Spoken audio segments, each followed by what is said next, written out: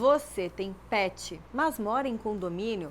Já deve ter escutado falar muitas coisas a respeito, né? As regras são muitas, é preciso de muito bom senso para essa convivência acontecer de forma harmoniosa. Para a gente saber mais sobre esse convívio com os pets, eu recebo então Dr. Felipe Fava Ferrarese, advogado e também coordenador da Comissão de Direito Condominial da OAB Blumenau. Boa tarde, bem-vindo. Boa tarde a todos os espectadores.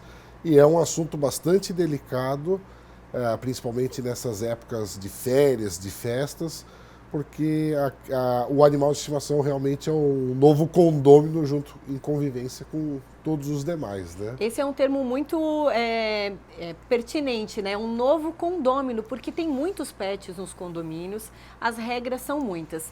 Então, assim, quem não tem, muitas vezes não entende a relação daquele morador que tem o animal de estimação. O que a gente precisa saber que realmente não pode dentro de um condomínio quando se tem um pet? Então, primeiramente é importante destacar que nós temos uma lei estadual, né, a 18.215 de 2021, do ano passado, que veio aí trazer uma porções de regras, direitos e deveres de quem tem os pets, né?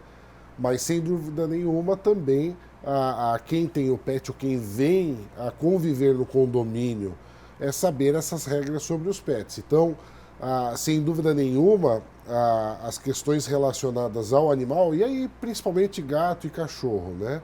São relacionados os deveres com relação à vacinação, com relação ao uso de guia ao transitar pelas áreas comuns, o nome, né, a identificação do animal, e aí o síndico pode inclusive fazer todo um registro dos animais de estimação que tem dentro do condomínio, né?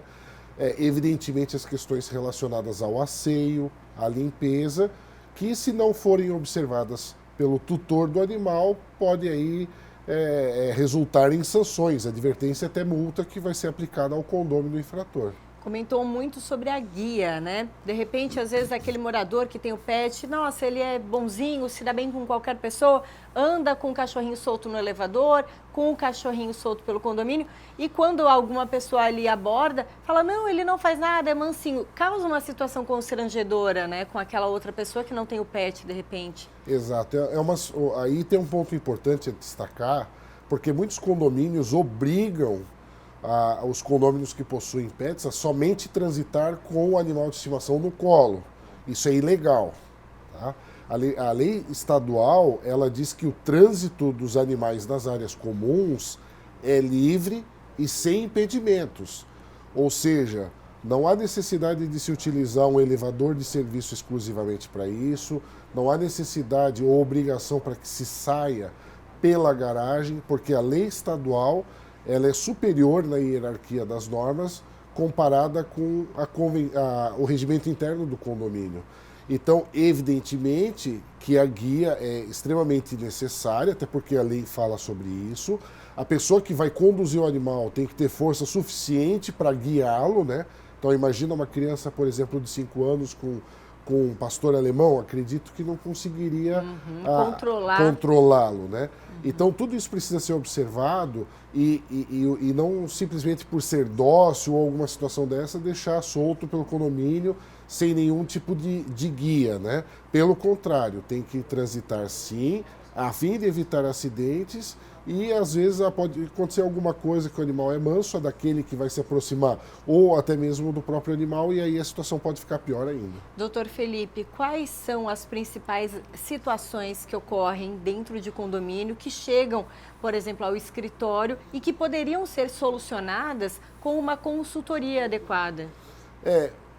O que se tem o campeão de reclamações, evidentemente, é o barulho, né? Então, o cão fica por longos períodos sozinho dentro da unidade, latindo, né? Fazendo barulho e aí efetivamente perturba todos os condôminos, né? Situações como essa, o síndico deve intervir imediatamente, deve conversar com a pessoa, tem que demonstrar essas questões relacionadas ao sossego, até porque em situações extremas, onde o tutor do animal não o educa, né? Não busca adestrá-lo ou simplesmente ignora as normas do condomínio, se ficar numa situação insustentável, como medida extrema, é possível sim que, por medida judicial, se tenha uma ordem para que esse animal não passe mais a conviver no condomínio. Outras questões relacionadas à saúde, né? Limpeza, a questão do asseio, né? do recolhimento dos dejetos dos animais nas áreas comuns, o cão solta muito pelo.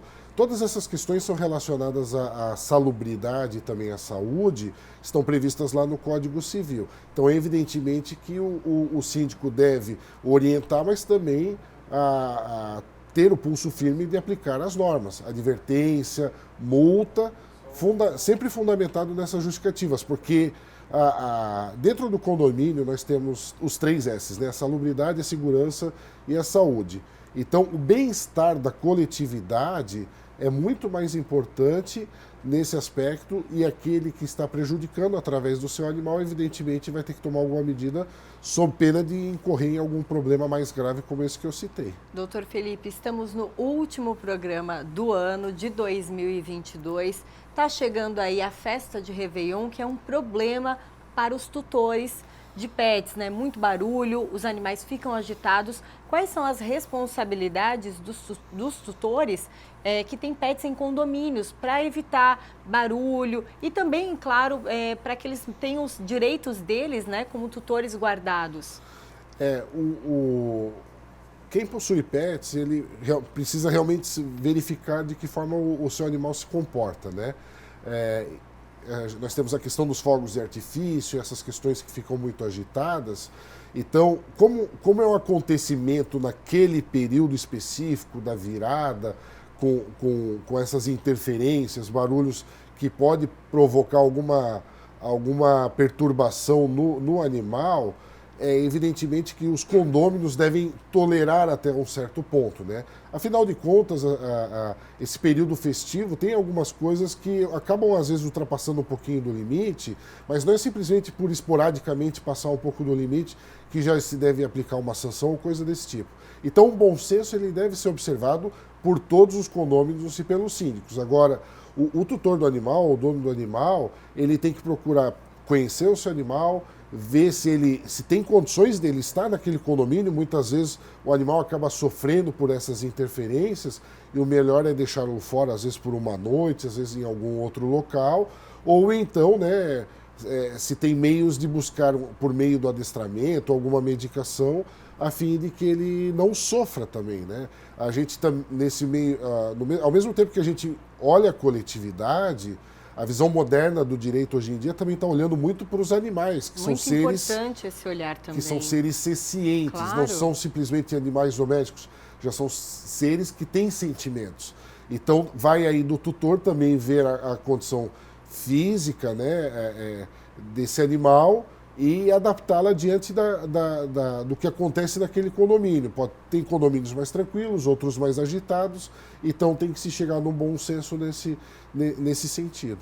Maravilha. Muito obrigada pelas informações, informação de qualidade, né, nessa reta final de 2022. Feliz Ano Novo, doutor. A gente volta a se encontrar. Boas festas para todo mundo, feliz Ano Novo e até o ano que vem. Obrigada. Tchau, tchau.